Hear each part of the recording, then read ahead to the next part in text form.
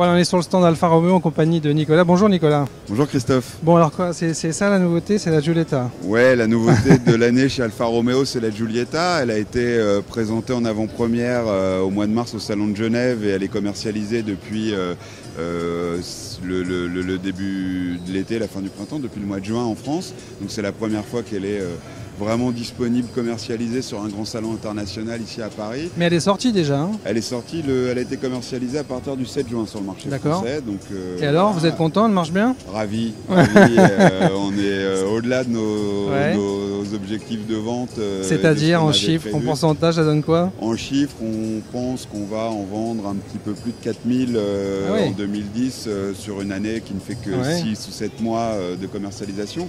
Donc on est vraiment ravis des résultats.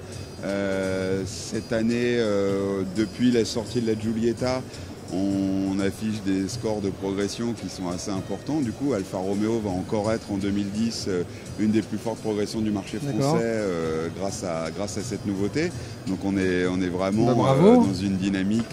Donc vous savez sur quoi il faut partir maintenant, vous avez compris qu'il faut aller sur cette voie-là, c'est bien. Exactement. Alors en plus, la voiture a vraiment des qualités qui sont reconnues, notamment au-delà du design, parce que c'est évidemment ce qu'on attend d'une italienne et d'une Alfa Romeo.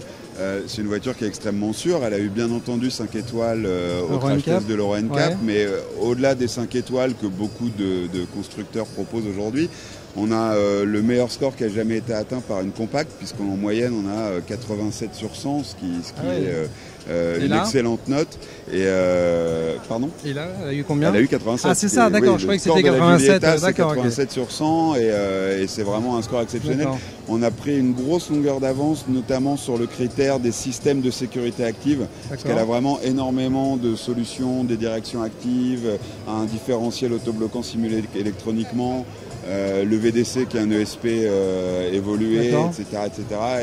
Et ça nous a permis de prendre une petite longueur d'avance pour l'instant en matière de sécurité grâce à cette voiture. Donc elle est belle et en plus on est en sécurité. Elle est belle, on est en sécurité, on a essayé de lever un peu tous les freins à l'achat qu'il pouvait y avoir. Avant, souvent on se disait bon elle est belle mais même s'il y a un peu moins de place, ou si elle est un peu moins pratique.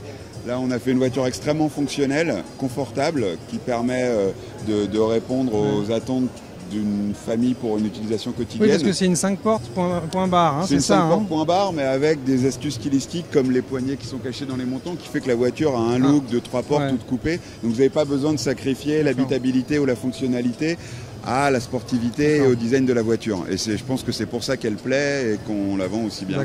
C'est du plaisir sans contrainte. Et on m'a parlé d'une boîte particulière, qu'est-ce qu'elle a? En effet, alors on vient de sortir sur Giulietta et elle est présentée en avant-première ici au Mondial de Paris. La nouvelle boîte Alpha TCT, qui est une boîte automatique TCT Twin Clutch Technology, donc Twin Clutch pour double embrayage, technologie à double embrayage. Donc, alors, on n'est pas les premiers à faire une boîte à double embrayage, vous pouvez la voir ici avec les 2 embrayages positionnés sur ce moteur. D'ailleurs, la Giulietta blanche que vous voyez devant vous est équipée de la boîte TCT. Parce que toutes les Giulietta n'ont pas. Alors, la boîte automatique, elle est toujours en option. Mais quand il y a une boîte automatique, c'est obligatoirement la double embrayage. Elle est disponible sur 2 motorisations, une essence multi-air de 170 chevaux et un bloc de litre diesel de 170 chevaux également. Et donc on présente cette boîte ici. Elle a une petite particularité par rapport aux boîtes automatiques à double embrayage qui existent déjà sur le marché.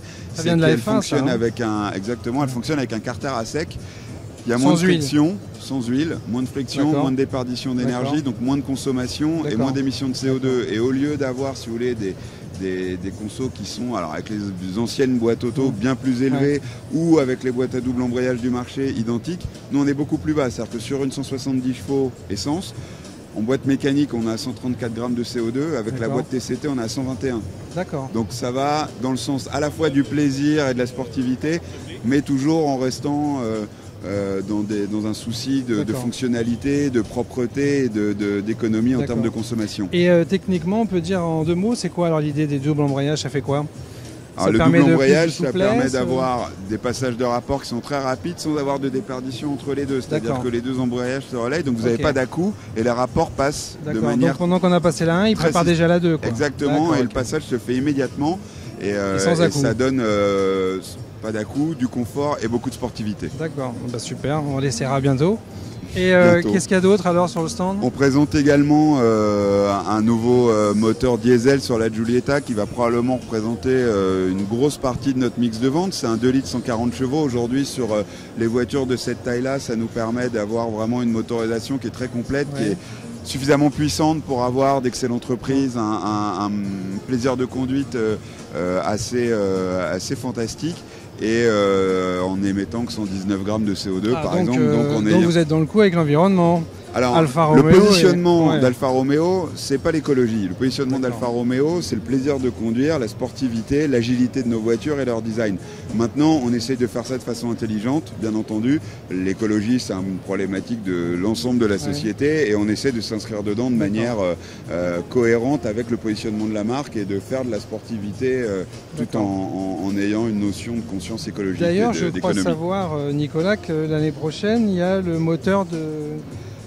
Alors, sur le c'est ça qui va équiper Fiat Powertrain a développé la technologie multi-air qui a été présentée en avant-première chez Alfa Romeo sur Mito, qui permettait déjà avec un moteur 4 cylindres d'avoir un 4 cylindres essence, d'avoir des performances très bonnes tout en limitant les émissions et les consommations. Et sur Mito, dans le courant de l'année 2011, on prévoit d'installer le moteur Twin Air qui est déjà présenté en avant-première chez Fiat sur la 500. Ah oui, d'accord. Voilà. Bon, ben voilà, donc vous êtes, c'est pas une cible ou une démarche, mais vous y êtes quand même dans l'environnement alors. Je vous dis, on y est, mais tout en respectant quand même avant tout le positionnement d'Alfa Romeo qui est de procurer du plaisir et de la sportivité dans la voiture, son comportement et sa conduite. Qu'est-ce qu'on peut vous souhaiter alors pour le salon ?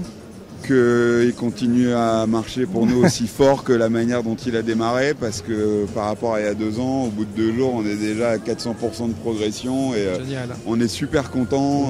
La marque se porte bien, le salon se passe à merveille, la Giulietta plaît et on en a la preuve ici tous les jours. On a beaucoup de monde sur le stand, donc on espère que ça va continuer comme ça toute la durée du salon. On te le souhaite alors. Merci beaucoup, Christophe, Nicolas. à très bientôt. Bon salon, ciao. Merci. On continue nous.